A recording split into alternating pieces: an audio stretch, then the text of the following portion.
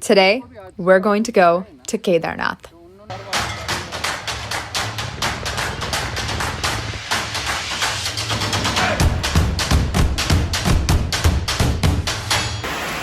Hello everyone and welcome back to my channel Feed Me.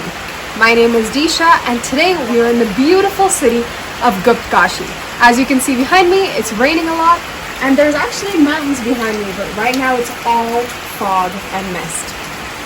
Now you might think, Disha, you're looking really tired, and yes, I am, because I just finished a 9-hour drive coming from Kashi, having finished the Gangotri trek yesterday.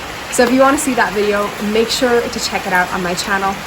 Today we are in Kashi and tomorrow we are going to be taking the helicopter. There's actually a helipad right behind me. We're going to be taking that up to Kedarnath tomorrow at 5 a.m. The next morning, we were able to catch the 8 a.m. helicopter over to Kedarnath, and luckily I got to sit in the driver's seat, which was so cool. We did it! Once we made it to base camp, we had to walk another 1 kilometer to actually reach the temple.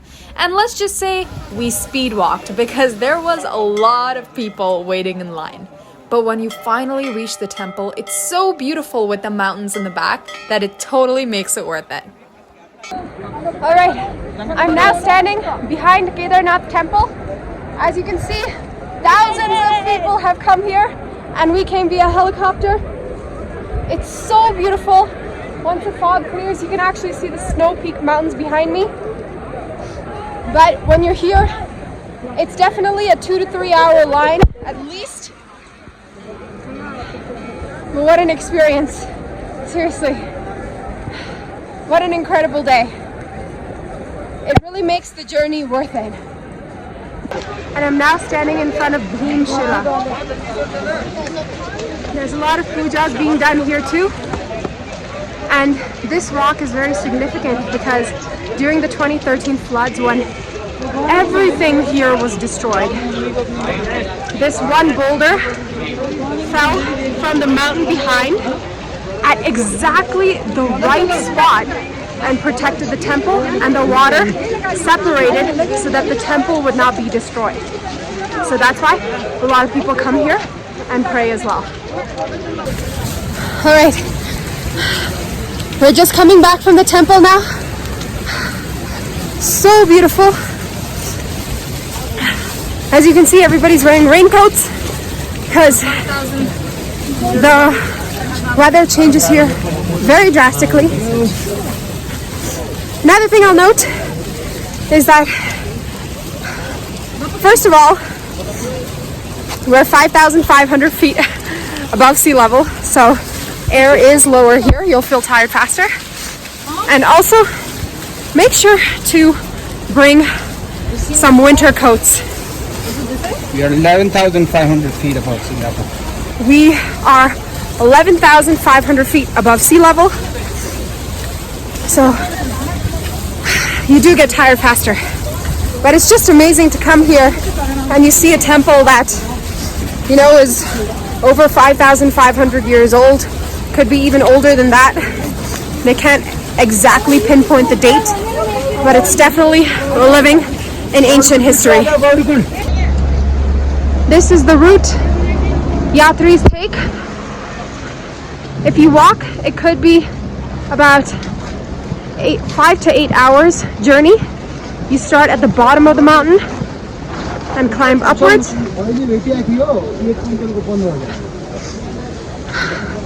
And because we don't have enough time, because we have a very short trip, we're taking the helicopter. And the helicopter costs anywhere from 9,000 rupees to 12,000 rupees, so about $150 to $200. Yep. All right, the helicopter is coming. We're gonna take the helicopter down back to Kashi. You can see the white peaked mountains behind me now. The fog is cleared up. What an amazing journey. The helicopter is now going to come get us and we're going to head back down. Okay, I'm now sitting down to have breakfast. We just came back from the temple. And two of the main staples here, one is puri bhaji, which is what I'm having right now. There's chole bhature, which will be coming in 2 minutes, and a lot of parathas. So if you do come here, make sure to try one of those three. So now I'm gonna dig in because I'm starving. It smells really good. Cheers.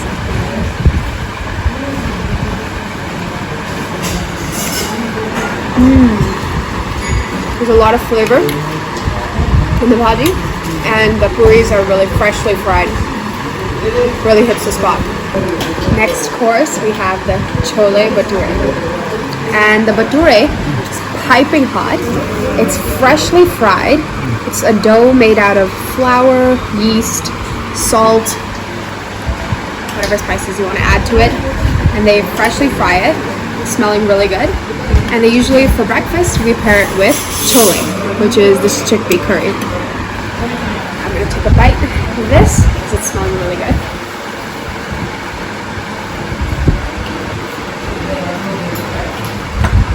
Thank you. This chole is actually really good.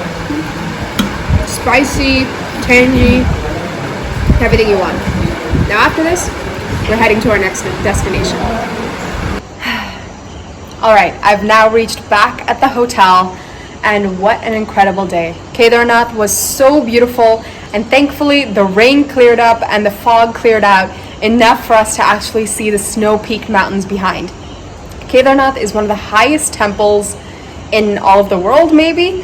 It's at a height of 5,500 feet, and it's totally worth the journey. I would highlight 3 points though.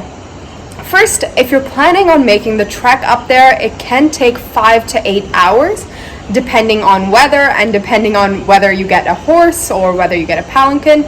So make sure to plan for that. Second, I would recommend getting the helicopter.